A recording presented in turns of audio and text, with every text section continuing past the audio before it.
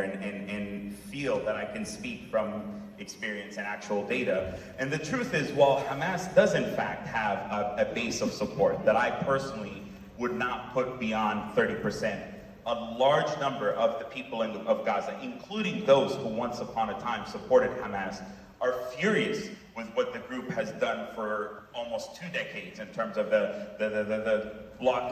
getting a blockade imposed upon Gaza due to their strategic choices, aligning with Iran, the stealing of a lot of the Palestinian people's resources, the embedding of militant assets throughout the civilian population.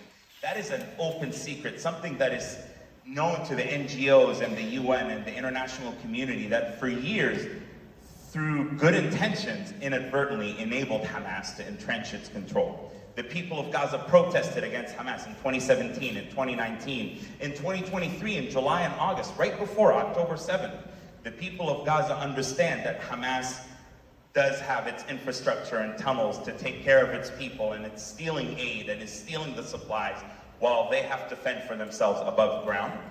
The unfortunate reality, nevertheless, is that we look at people why aren't the people in Russia and in Iran and in Belarus and in North Korea, why aren't they rising up and overturning their regimes? The reality is, when you have a battered, beaten population that is also suffering from Israeli policies, also suffering from the war, but is also unarmed, and it's a combination of brainwashing, it's a combination of control, it's not a democratic society, it's very difficult to speak out. I'm in the West, I'm in the United States, and it's immensely challenging for me as somebody who holds multiple truths and balances and tries to have empathy for my own people as I'm also building bridges with Israeli and Jewish communities. Imagine how exponentially difficult that is in Gaza.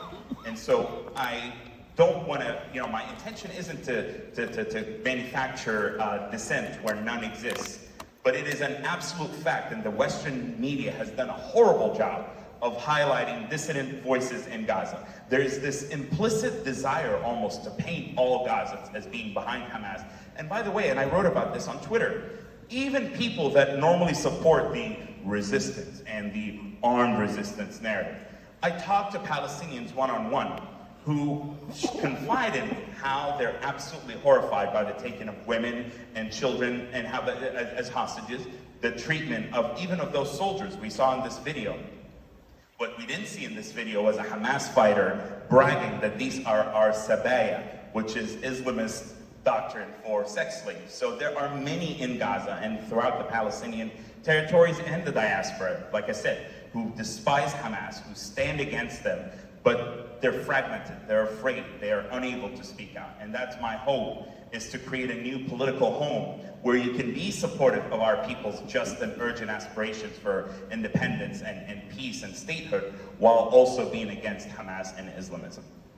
Thank you so much. My next question is to you, Stephen.